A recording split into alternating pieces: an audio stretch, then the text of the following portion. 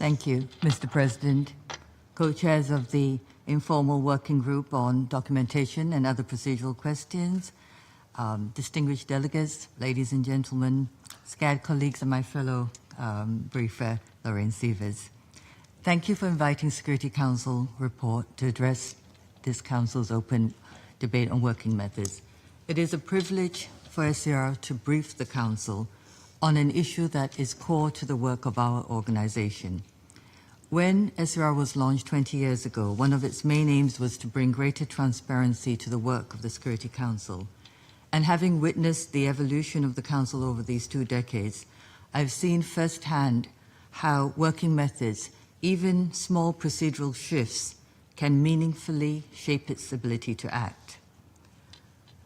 Today I will cover 3 areas: the appointment of subsidiary body chairs, informal meeting formats, and the selection process for the next Secretary General.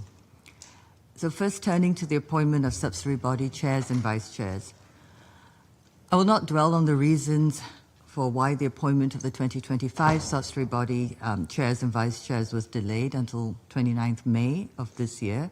That story is well known to all of you. Suffice to say, it led to a serious disruption in the work of the subsidiary bodies, and while this was the latest that this decision has been made, members have found it hard to agree by 1st of October, the date proposed in Note 507.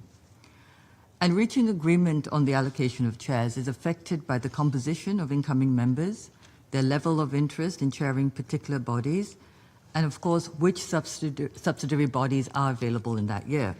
It appears that in some years, the mix of available subsidiary bodies and incoming members made for easier choices than in others. And further complicating matters, the permanent members who still play a central role in the appointment process often have strong views about the suitability of particular members to chair certain committees.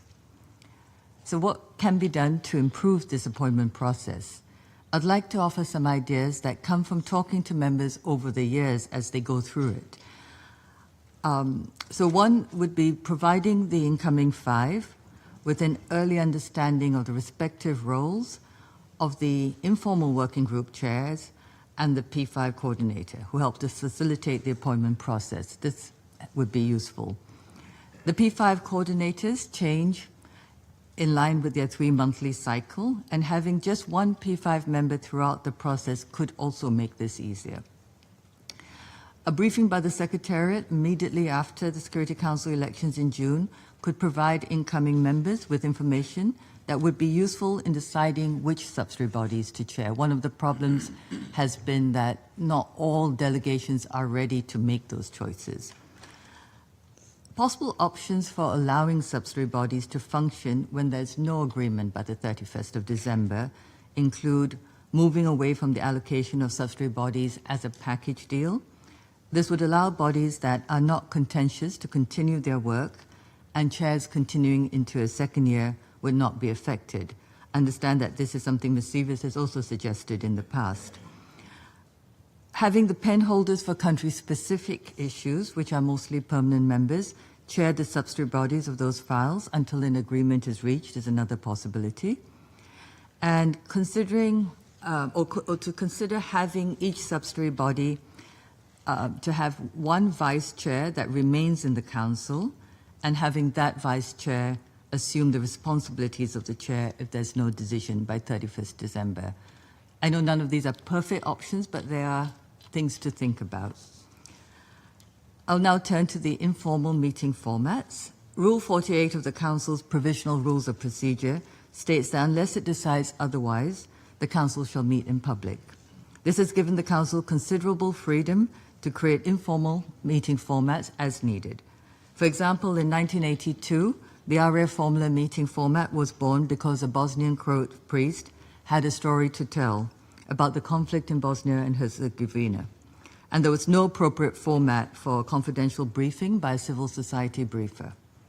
In 2008, the Informal Interactive Dialogue, or IID format, was created because the Council needed a way to speak with the African Union and the League of Arab States about the ICC arrest warrant against Sudanese President Omar al-Bashir.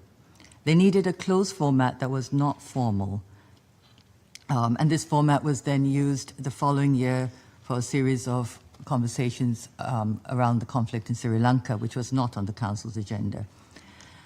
These examples show that when there has been a need, the Council has found a way. Today, there is a need for the Council to build trust and better relations away from the public eye. Open meetings are useful for conveying member state positions, but they do not allow for the type of interaction that leads to solutions and stronger outcomes. While informal consultations were conceived as a format for frank discussion of sensitive issues facing the Council, there's long been criticism that members largely reiterate their public views behind closed doors. So it may be time to better utilize some of these informal formats available to Council members. The IID format, for one, is a format that could be used more regularly for closed-door conversations with governments that are hosting UN missions and with affected parties. Closed area formula meetings would allow for more private discussions with civil society briefers who may be more comfortable providing frank analysis behind closed doors. Sofa Talks, a format suggested at a time when tensions were high in the Council over Syria, were meant to allow members to build trust through informal meetings with no formal agenda. These Sofa Talks took place regularly in 2018 and 2019, but they have been used very infrequently in recent years. And members could consider reinstating this format as a monthly occurrence, possibly. In addition, members could encourage the Secretary-General to restart the Secretary-General's annual retreat with Council members, which were held for about 20 years, but appear to have stopped a few years ago. These usually took place in May, outside New York City, and once it was held in Sweden. During its presidency in January 2021, Norway organized a President's Retreat focused on preventive diplomacy and mediation. Council presidencies could organize similar retreat-like meetings on specific topics. Taking members outside UN meeting rooms can stimulate real engagement, build relationships among members, and generate new ideas. Such informal settings could be a useful forum for promoting the trust and understanding so often at the heart of effective diplomacy. And I'll now move to the next Secretary General and this selection process. Council members are currently negotiating the joint letter from the President of the Security Council and the President of the General Assembly, which is expected to provide the guidelines for the nomination of candidates and will mark the formal start of the selection process. If the 2015-2016 timetable is adhered to, the joint letter would be issued by the end of the year.